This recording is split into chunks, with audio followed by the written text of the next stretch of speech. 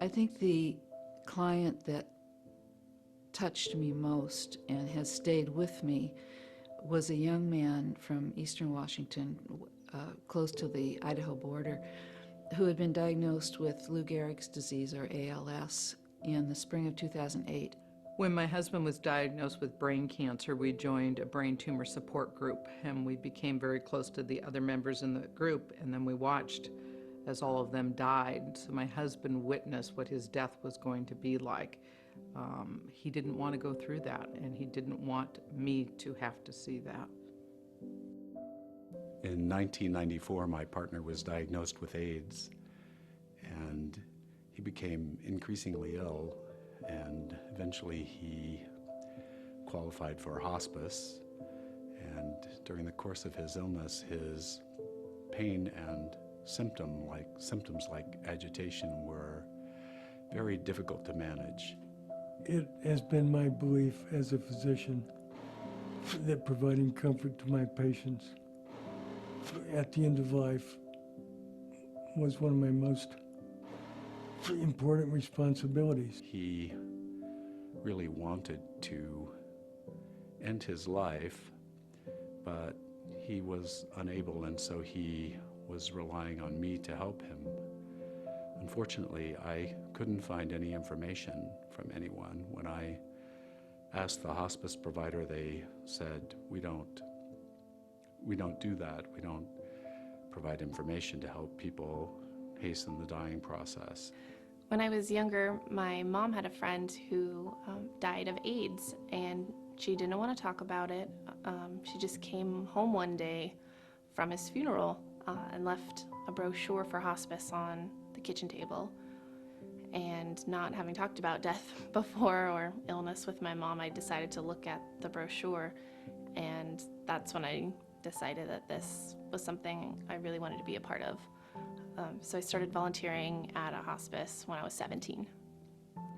I've worked with a lot of folks from different walks of life, different diseases, and one of the things that I've noticed is there's one thing they have in common, and that is that look of determination that they have on their face when they're ready to take the medication. I don't know any Olympic athletes, but it's got to be similar. You know, when they're ready to compete, there's a determination and a look of resolve, and that's what's on the look on these folks' faces, because they've done a lot of wrestling, they've done a lot of soul searching, dealing with their own mortality, and when they've made the decision to take the medication, they're ready.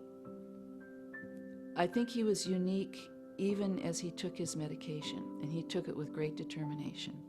He said he was looking forward to seeing what the next step was.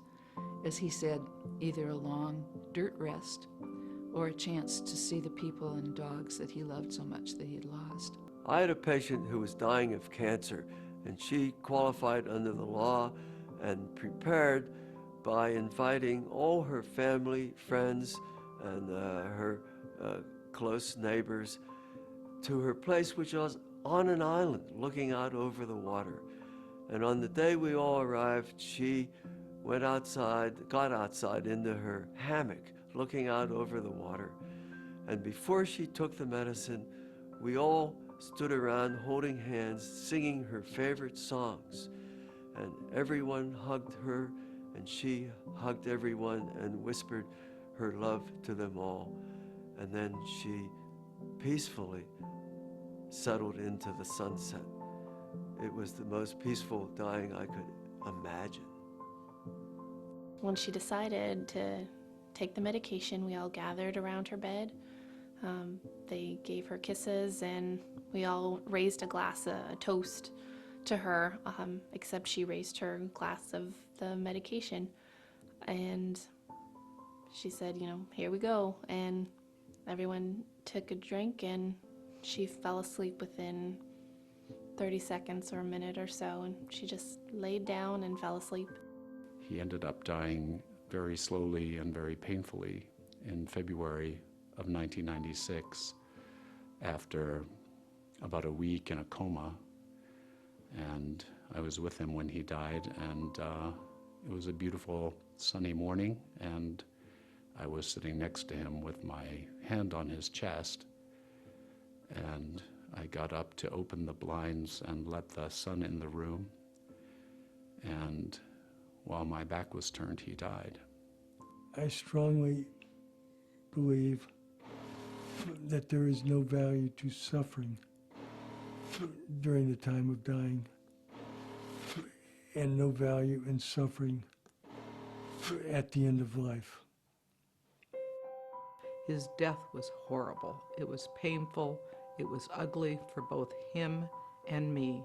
He didn't want anybody to ever have to go through that again like he did. And he didn't want anybody to have a family member to go through that like I did. And that's why this law is so important. They didn't get to choose what happened to them. They didn't get to choose the fact that they had this terrible disease that's taking their life. But thank goodness we have a law that lets them have some form of control about how that life is going to end, that they have some kind of control. They get to have the last word. And my job is to make sure that they get to have that. Just the thought that he could say goodbye to his family, they could say goodbye to him. He could actually rest without going through that long agonizing period of being drugged up like he had seen my mom. My dad had fought a lot of battles in his life, and after all the fights he's won, when he found out that he wasn't going to win this one, I really think he deserved a rest.